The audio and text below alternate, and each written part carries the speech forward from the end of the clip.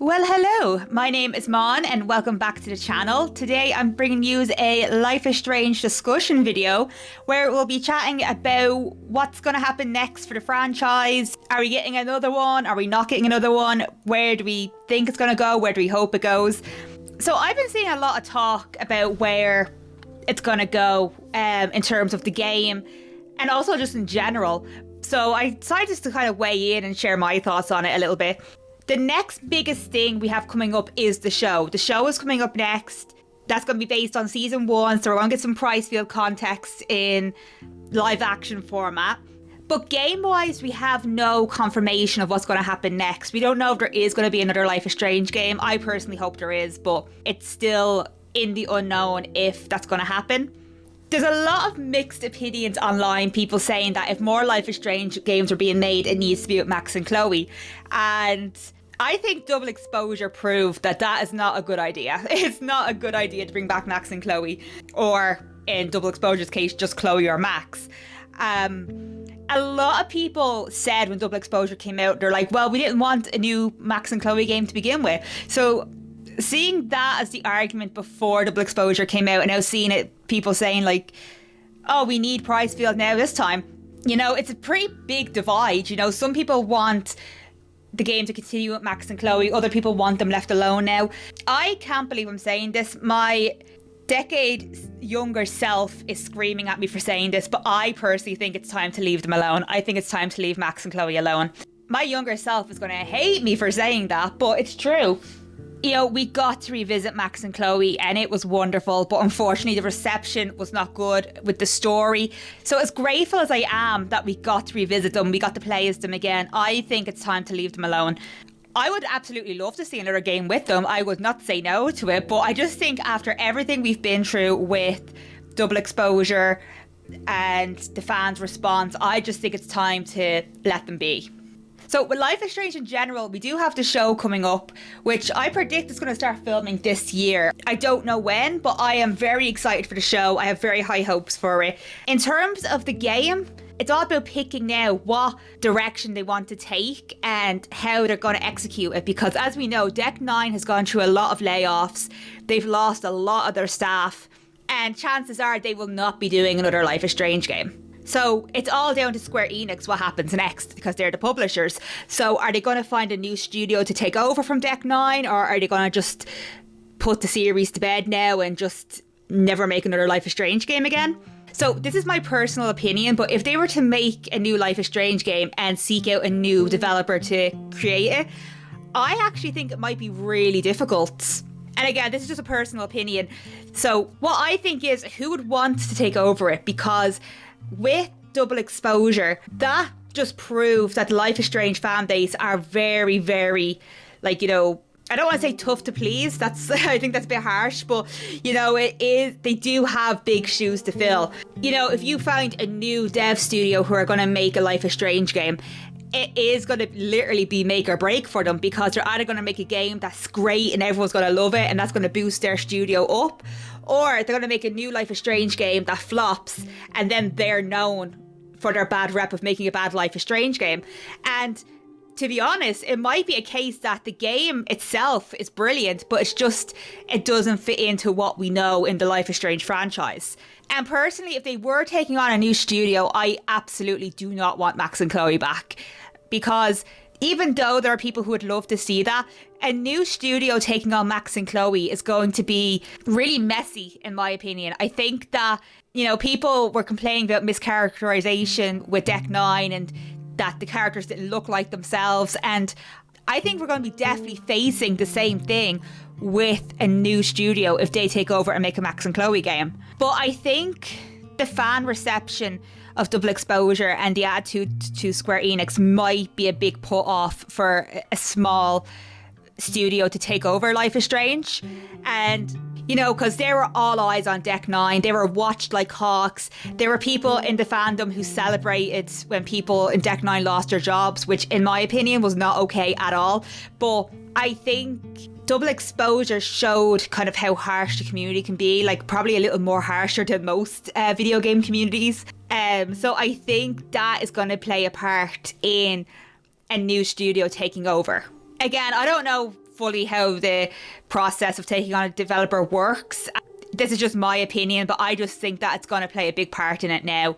Now, again, it's business, so when money comes into it, like, the fandom might be a really distant thought, but, like, that was just my opinion. I think, like, it's going to decrease the chances of finding a smaller developer because it's going to be make or break for them, and it's going to be a severe make or break.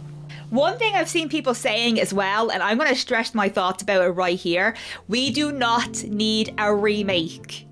We do not need it. I do not want it. We do not need a Life is Strange remake. I've been seeing it theorized online that when the show comes out and it gets a positive reception, they might remake the first game. And I'm just going to say here and now, we do not need it. Like, we already have a remaster. The remaster, it was debatable whether it was actually a remaster, but it still has a lot of glitches that still has not been fixed. But I don't think we need another remaster. Like, I mean, all you'd be doing there is just creating a game for the next gen console, and the next gen console, I mean, is still a while out, so we don't need it, you know? And I think if you were to make a remake of Life is Strange just because the show did well, that would be a bigger cash grab than Double Exposure was bringing back Max. So as I said, I think it's for the best that we leave Chloe and Max be now. I think we let them go, let go of their story. But I would like to see the games continue. I am personally open to a game with Diamond. I'm down for the idea of Diamond taking over and being the lead protagonist. The one wish I do have going forward with the Life is Strange franchise is that they will continue to have the tether effect, as I call it. You know, different stories, different people, different environments, but they're all tethered in some way.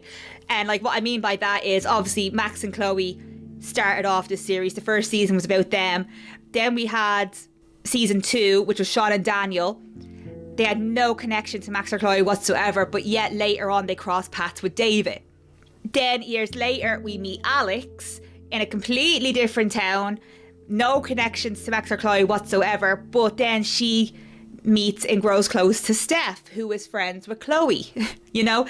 So I would love to see Life is Strange keep that little tether effect going, you know? Like, all the characters are linked in some way.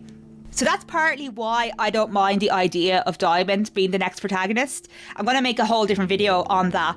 But I would like to see in the next Life is Strange game either Diamond as a protagonist or someone Diamond meets along her journey being the protagonist. So we still have that tether effect. And we still have those links to Max, Chloe, Arcadia Bay. And what I love so much about that is it's not even that it keeps us connected to Max and Chloe, it's that it keeps everything under the one universe. You know, and it's kind of like a nice little reminder that, like, you know, all these worlds and characters are coexisting right now. And I just think that's very special with with a game like this. Not many games are in a position where they have that, and I just think that Square Enix and any developer who takes over from here should hang on to that. It's a full in-game world, and the more protagonists you bring in, like the more audience you're going to bring in, the more people who are going to relate to the game, the characters, the situations, and it's all going to be under this massive umbrella. And I just think it's genius. I think it's amazing. So I would really want them to keep doing that, and I really want that tether effect to remain no matter what happens with Life is Strange going forward. And the other complaint I have about them continuing the game with Pricefield is that if they were to make 4, 5, 6 more games with Pricefield in it as the lead characters, you know, Pricefield will lose their value. They will lose the spark that everyone loves about them, and people will get bored of them. And I think keeping them away is like the best thing at the moment, and just keeping it down to the fandom to continue their story, you know, whether it be with fanfics, comics, or, you know, fan art. And the thing is, we are going to get more Pricefield in the future. It's going to be Pricefield in the form of Macy and Tatum. But in the game, I think we're pretty much gotten everything we could possibly get.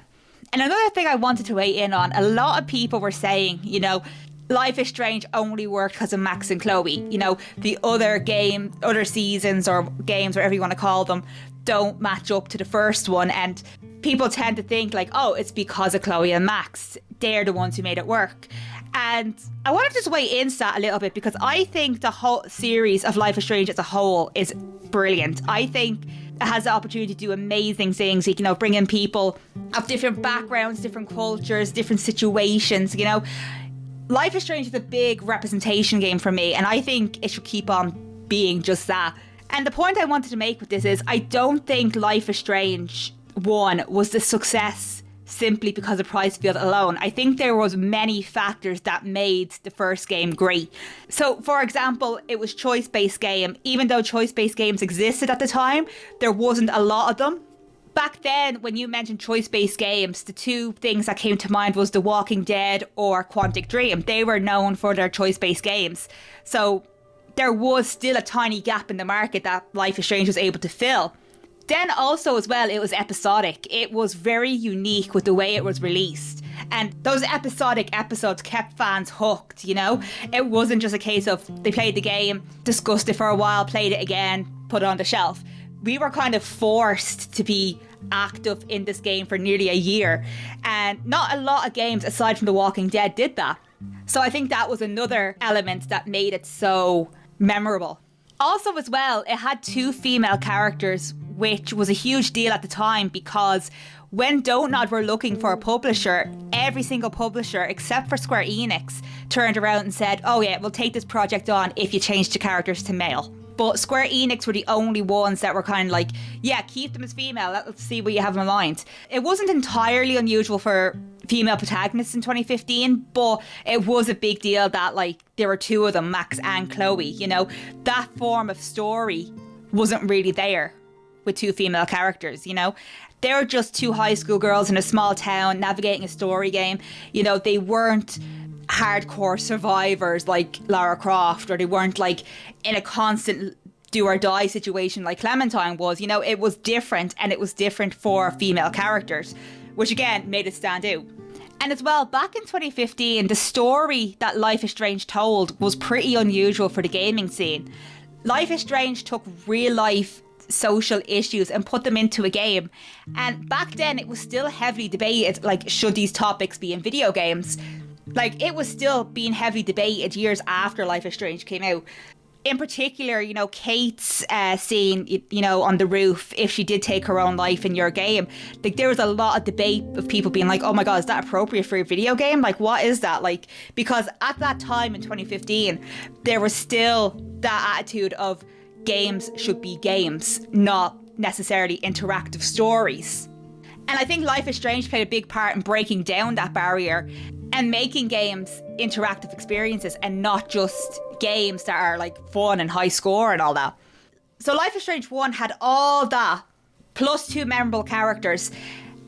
So it was a very high bar for any other season to take over. You know, there was a very mixed reception to Life is Strange 2, and you know, there were people who very much related to Life is Strange 2 and very much appreciated that those topics were being covered. But I feel like those who related to Life is Strange 1 so much had a harder time adapting to it. The change in scenery and characters and all. For me personally, I related to Life is Strange 1 so much, and that's why I love it and like connected with it so much. And I will say I struggled with Life is Strange 2 and Life is Strange True Colours because I didn't relate to it as much as I did the first story. But what I did love about Life is Strange 2 and Life is Strange True Colours is that it put me in a scenario and life experience that I didn't relate to, and it kind of told me a story even more. That's what I love about the Life is Strange series, and that's what I want going forward. So I think it would have been really impossible for any Life is Strange game after Life is Strange 1 to do better, because Life is Strange 1 had a lot of things going for it in terms of, you know, the stories, the characters, the market. But obviously, because Max and Chloe started all this, we're always going to have a soft spot for them. And as I said, I would like to see the Life is Strange games continue. I'd like to see them continue with like Diamond or some connection to Caledon or Max and Chloe or Alex. You know, I wanted to continue with that tether effect. I feel like Life is Strange built a little legacy where it's like, you know, we're going to tell stories of different people from different backgrounds, from different cultures, facing these scenarios. And I want Life is Strange to go on and continue being a thing where, you know, it's this series with loads of entries, but you're going to find yourself somewhere in there. You know, you may not relate to Alex, you may not relate to Sean and Daniel, you may not relate to Chloe and Max, but somewhere there's someone you're going to relate to. There's going to be a story you relate to. And I would also love, as a player, you know, to learn about like new social issues, learn about situations through the game. I'm a big advocate for games for change. You know, I think interactive storytelling is the most powerful thing we have in this world, and Life is Strange was kind of like what introduced me to that. So I would love to see Life is Strange going forward and raising that games for change flag, and, you know, bringing awareness to things, and like, you know, bringing awareness to people. I think that's what's very special about Life is Strange, and that's why I want to see it going. And that's also like a big part of the reason why I want to let Chloe and Max rest now. I don't want them to come back in their own little mini franchise of their own. As much as it hurts me to say that, because ever since Life is Strange 1 ended, I've always wanted a game with Max back, you know? So I'm kind of like shocked that I'm sitting here saying this, that I'm like, okay, no, maybe we should let them rest now. But, you know, I always wanted a Max and Chloe game back. We got it. There was a very mixed reception to it, but overall, like, I think the way forward is to continue Life is Strange with that tether effect, and, you know, put it back on that road it was originally on before Double Exposure, where, you know, we're meeting different people, different stories, different backgrounds. It's kind of like it's on two paths right now: bring back Prizefield or keep it on that kind of special franchise path. I don't know what's going to happen going forward. I'm very curious to see, like, if a new studio takes over, if they put the games to rest now. It's not all over though, because we still have the show coming up, which is very, very exciting. I'm very excited to see Tatum and Macy take over. But in terms of the game, it's all about just waiting to see what happens next. So what do you think? Would you like to see more Max and Chloe, or would you like to see Life is Strange continue with new people and new backgrounds? Let me know in the comments, because I would love to read them. And I will see you in the next one. Bye!